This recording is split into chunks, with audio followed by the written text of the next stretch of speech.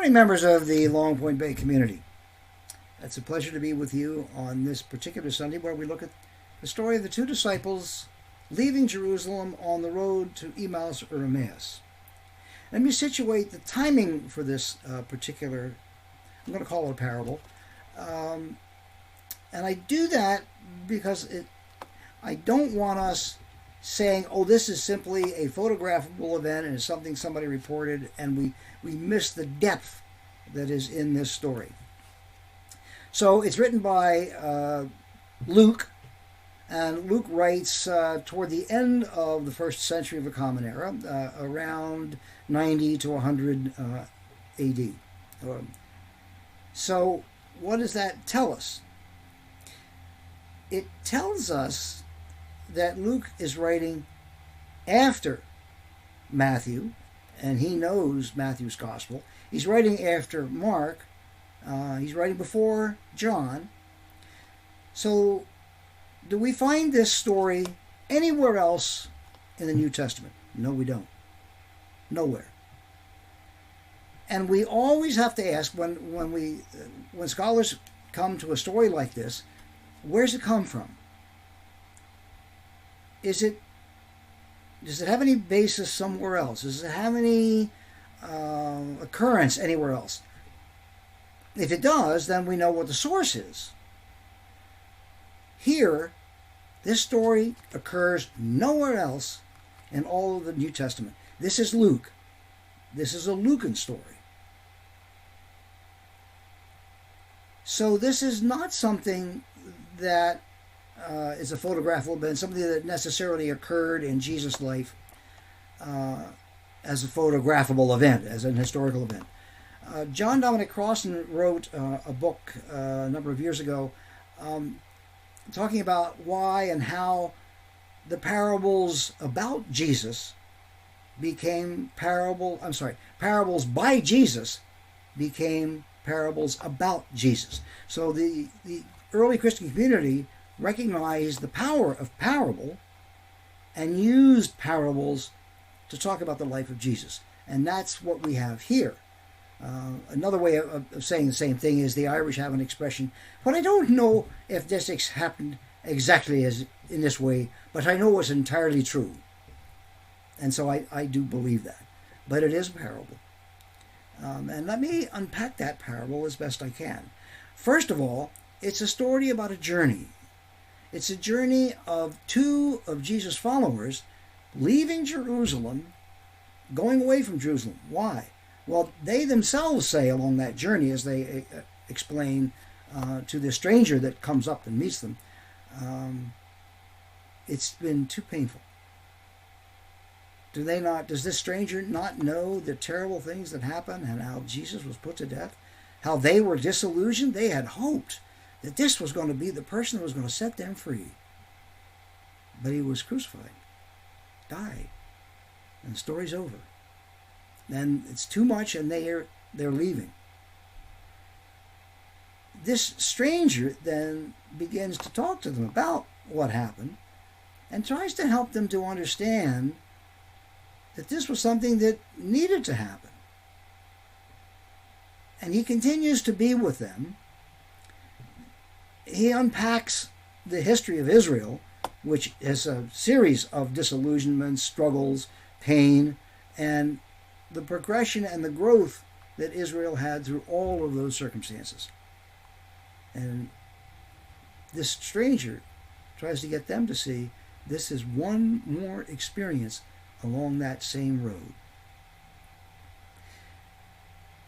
They are about to go find lodging, and Jesus seems to he's going to move on, but they are so excited with this person that they ask him to stay with us.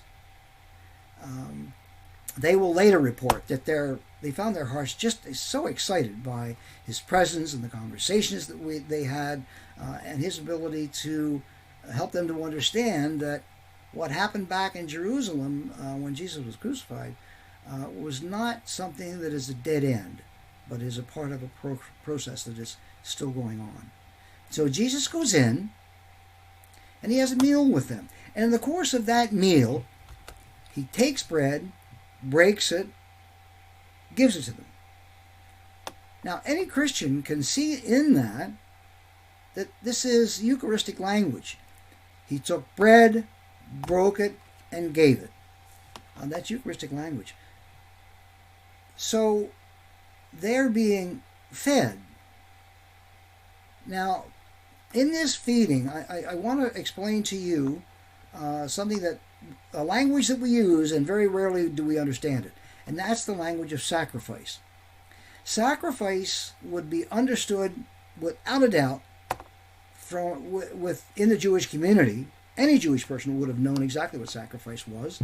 They did it as a regular part of their prayer life, as a regular part of their worship life. Whether it was at the temple in Jerusalem or even in their own homes. It has nothing necessarily to do with suffering or death or blood. There were grain offerings. So that doesn't involve death and blood. So what does sacrifice mean? It comes from two Latin words, sacrum facere. It means to make holy. Who or what is made holy by the sacrifice?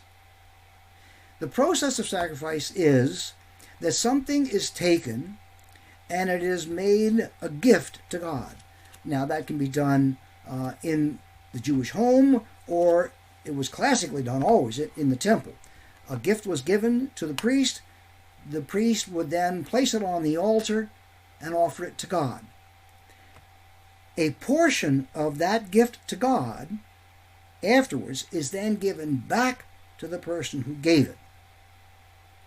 And it is consumed, eaten by that person or that family.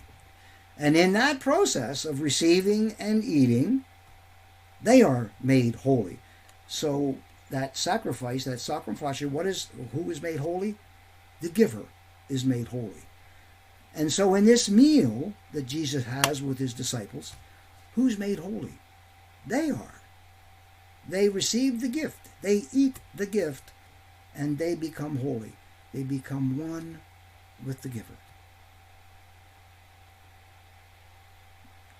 Part of this process that they are going through is a process of going from suffering, pain, and disillusionment to understanding, gratitude, and enlightenment. Their hearts are on fire. That's the way they describe this experience when they go back to Jerusalem. So what they do at the end of this experience, and Jesus suddenly, he's gone. He disappears. And they do what one would think is doesn't make any sense. They've been leaving Jerusalem because they can't handle it anymore. It's too much. Now they're excited, and they need to go back and tell their followers, their comrades, what has happened. How they met Jesus on the road, how they had a meal with him, and recognized him in that meal. So they go back with good news. So my question is, on your road, my road, that involves sometimes pain and disillusionment, sometimes hard to bear hurt, our defenses are really down. And I think sometimes we become most open, most vulnerable in those really, really painful times. Have you ever met Jesus on that road? I have. And you'll hear this from me over and over. More often, when I'm down and I don't have the ability or the energy to do the mental gymnastics that I'm really good at, I'm just there in the midst of that experience. And it's then that I will most often experience the presence of God, the experience of Jesus.